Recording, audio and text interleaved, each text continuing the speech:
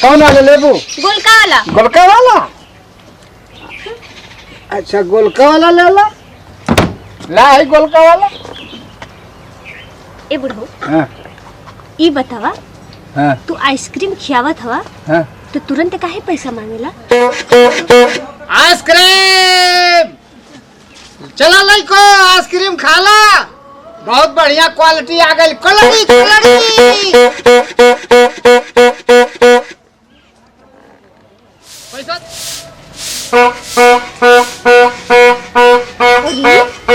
Ice cream वाला आइल बा का? आज तो हम आइसक्रीम जरूर खाई। ये आइसक्रीम वाला? हाँ, तो आइसक्रीम कितने का बा?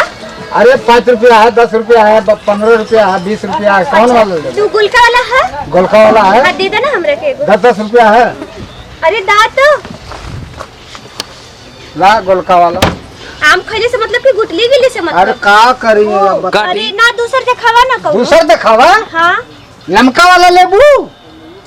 कौन दिखावा? लमका ले ला। अरे ना हो। है? और कोनो दिखावा ना। हाय ले ला डब्बा वाला ले ला। हाँ ठीक भाई। ये ठीक है। 10 रुपया निकाला। खाए ना दिले तब तक 10 रुपया चाहिए तो अरे रखे। खाई तू का ना, हम ही ना कहत है। पहले पैसा हम ले आइला। पैसा निकाला। बतियाते निकल लेबू तो हम रह गई हरा। अच्छा। हाँ बोला। छोड़ी। का भइला? पैसा पैसा। अरे तब पैसा लेके भाग जाई का गाँव में से? अरे भागले का हम ठेकेदार ना है, तू भागा चाहे पारा। अच्छा। हाँ। हमरा वो घर नहीं गाँव में बा, भाग ना जाई तो और पैसा अरे लेके। जाना था तुम्हारे एक गाँव में घर है कि लम्बे है, ये हम ना जाना था। लेकिन ठीक है पैसा मंगली है। देख तो पैसा बर्फ बेचे वाला देखा बना की। फिर का बहस मत करा, न तो हम फोफा बजा देबे। अब फोफा बजाओ चाहे फोफी, ठीक बा? क्या निकाला? आज कौन वाला लेबू? गोलका वाला। गोलका वाला? अच्छा गोलका वाला ले ला। ला है गोलका वाला। ए बुढ़ऊ। हाँ। ई बतावा। हाँ। तू आइसक्रीम खियावत हवा। हाँ। तो तुरंत काहे पैसा मांगेला? तुरंत ना मांगी। तुरंत ना मांगे की हम चाहिए। कमीशन पर न बेचत है। अरे कमीशन पे बेचत हवा तो इतनी सुंदर सुशील लड़की खड़ी बा और तू पैसा मांगतड़ा? का करी ना मांगी।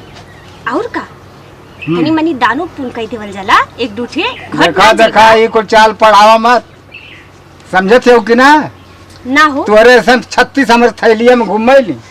अरे वाह, बड़ा 36 से घूमने तो तू बर्फ लेके घूम घूम के बेचता का गावे में? घुमम ना तो 36 से खइया कहां से? अच्छा, ये बर्फों से 36 मिली के संभारे ला का? हमारे ना अब बोला हम लेबू कि का करबू? आई ध दई अंदर। अरे ना ना हो लेबा, बड़ा निक तोरा आइसक्रीम या बा। काहे निक ना है? ना हम कहत है हां कि काहे न ऐसे दे देता 2-4 ठेवरू। वैसे दे देती 2-4 ठेवरू। ई मत समझा हमरो नाम तूफानिया है, हम ओमे के ना है। अच्छा तू कहीं हाउ तूफान ना जोन पैदा होते ही तूफान आ गई जे वीडियो बनावे ना वह है तो का करू? पैसा ना देबू? अरे काहे न देबो? तनी ठे सेल्फी ले ला। सेल्फी ले ला। यो दादा ई सेल्फी लेके का करबू? हम तो के बहुत पसंद करेनी, मालूम ना बा का? पसंद करेलू? और का? हाँ खैती का है ना, खाओ फ्री का ना है। पैसा तो लगल ना है। तो आज के सब पैसा देते हो? बढ़िया लगा था खात में। इसे बहुत टेस्टी बा। टेस्टी है ना? मैं जानते हो उतना ना रहल। सब दूधे के बनाला। अरे उतना ना रहल जितना तू बहसत हवा। उतना ना रहल ना। गब गब मार गेलू अब बहसत है। और का निकाला ना एक ठे? एक ठे गोलका वाला निकाला। गोलका ला? जाना तानी? हाँ हम ना राउर बहुत बड़ी फैन बानी। हमार फैन है वो? हाँ। अरे फैन है तो जरूर 2-4 ठे खाला, का फर्क पड़ला? का बात बा? तब तो हम एगो और सेल्फी ले ला। आ जाना तोड़ा? हाँ। अभी फोटो ना फेसबुक पे, इंस्टाग्राम पे, जिली पे हर जगह वायरल करो। वायरल करबू? हाँ। ला और लमको खइबू? ना ना हमको ना चाहिए। हाँ गोलका लेबू? हाँ। अच्छा ला गोलका खाला या और खाला चम्मच दे। ना ना बा देखिए खाला खाला खाला। कहो तू हमार बड़ा फैन हो। वाह तब वाओ बहुत टेस्टी बा। टेस्टी है ना? जाने थे कंपनी सेम सेम तोहरे नियर।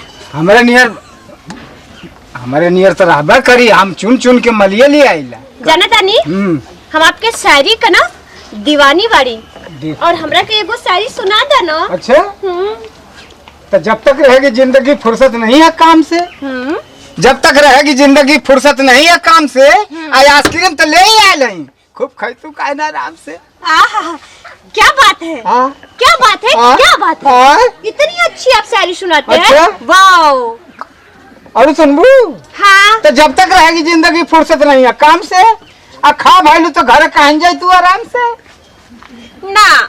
ये तो अच्छी ना रही ना।